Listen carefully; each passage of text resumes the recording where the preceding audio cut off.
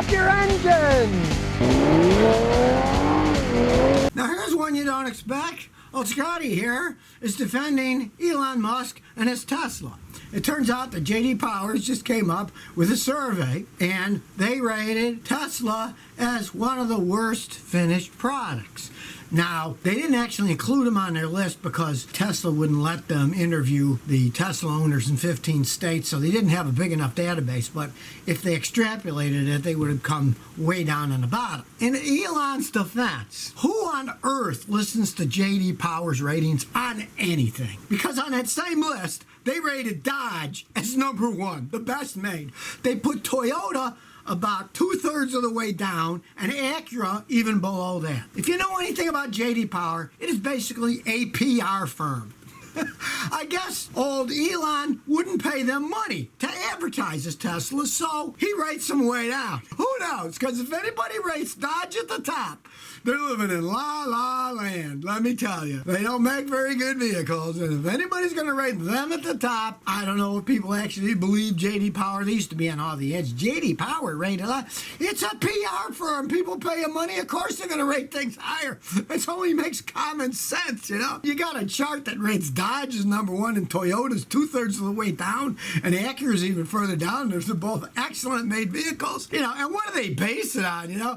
Oh, reported problems, or like what? Oh, one person, maybe there wasn't enough air in their tire or something. Who knows? In this case, I gotta defend Elon, because hey, at least it shows he's not forking money to J.D. Power, at least yet, to rate his cars highly. There's no way that Dodge is going to be rated as number one car in the world.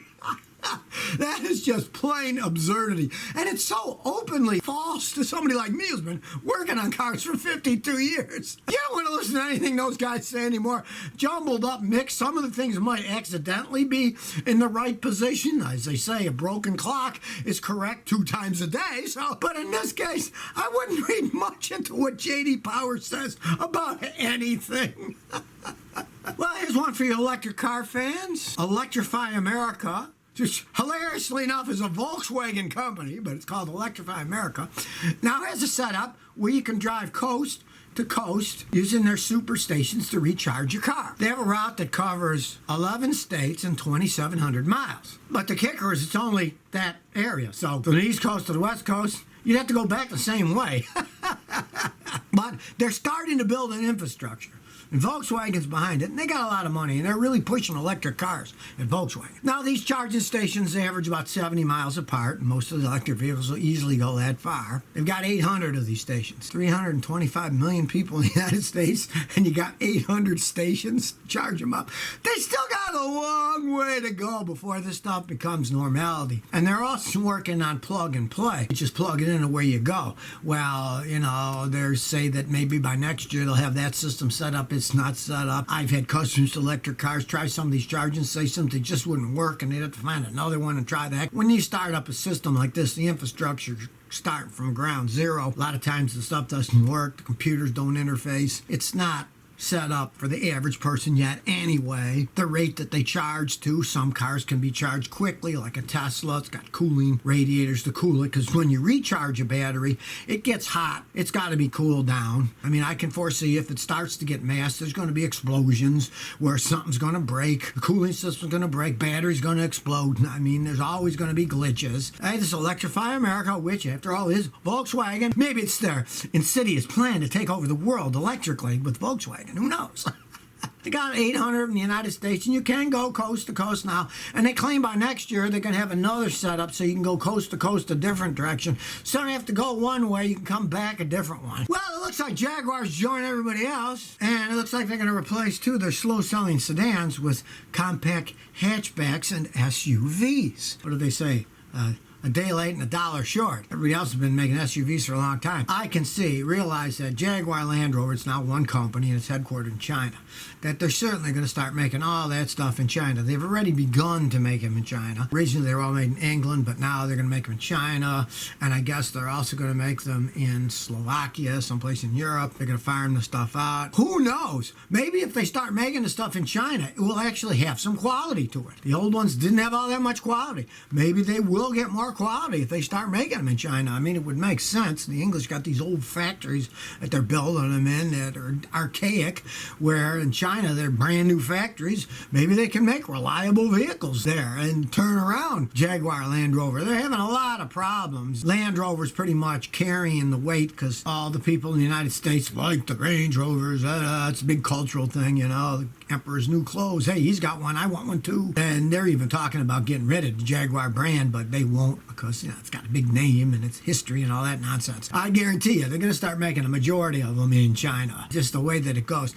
Triumph, I believe, is doing the same thing with their motorcycles. They were making some of them in England and some of them in Thailand. Well, from what I read, the last bit of information I got on Triumph motorcycles is they're going to shut the English ones down. They're going to make them all in Thailand. So it wouldn't surprise me that sometime in the future they were making all the Jaguars and Land Rovers in China or in Slovakia, someplace other than England. Miguel A362 says, Scotty, I'm at the mountains and my Nissan Frontier 2005 V6 died. What should I do? It felt like it was in third gear when we went down the mountain. From my experience of those things, the catalytic converters to clog up. You mentioned that it restarted. Catalytic converters can get clogged hot, and then they can't let enough exhaust out, and the engine will actually die. Any mechanic can pressure test it. All we got to do is take out the oxygen sensor in front of the catalytic converter, put a gauge on there, look at the pressure. The pressure should be hardly anything, maybe 1 pound or less.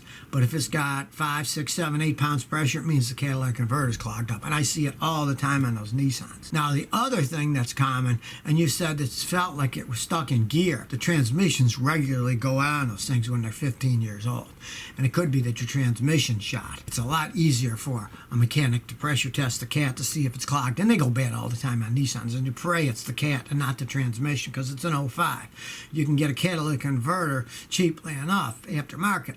But if it's the transmission, it's not worth fixing. It's 16 years old. You're going to spend thousands doing that. And the vehicle's really not worth it. Chris250 says, I got an 019 Kia Rio with 33,000 miles. Gets poor miles per gallon. What could it be? All right. Well, first of all, is it getting a lot worse gas mileage than it used to get? I had a Lexus. That thing only got 20.5 miles a gallon going 70 on a highway.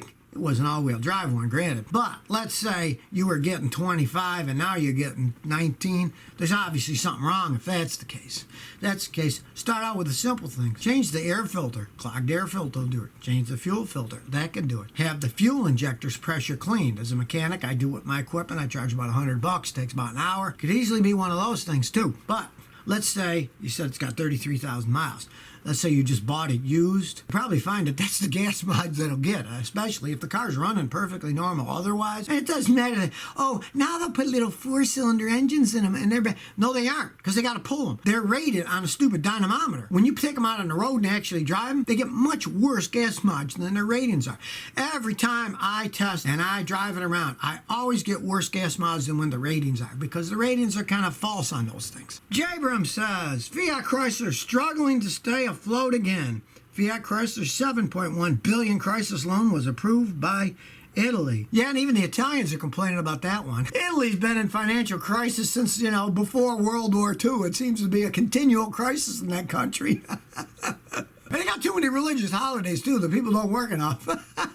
That's just how it goes these days. Governments are propping up companies that made bad decisions to make bad products because it's their company. And, that's just what's going to happen. The United States propped up GM and Chrysler years ago, too, when they went bankrupt. Ford didn't take any of the money, but Chrysler and GM did. It seems to be a worldwide phenomenon these days of countries bailing out these companies that don't make good products. I say to heck with them. Let them go under. Let somebody else take over. Let better manufacturers take over. You shouldn't be uplifting bad companies. Hey, I thought that's what capitalism was about. The good ones succeed, the bad ones fail. They're ruining the whole system by propping up these crappy companies. But, hey, Italy's Italy. It's been a mess since even before World War II. That's how Mussolini got in, for Christ's sake. They continue along their path of companies that make things that may look really nice, but don't work all that well. Now the government's propping them up, man. Who knows? The world's a crazy place. Seems to be getting crazier by the day.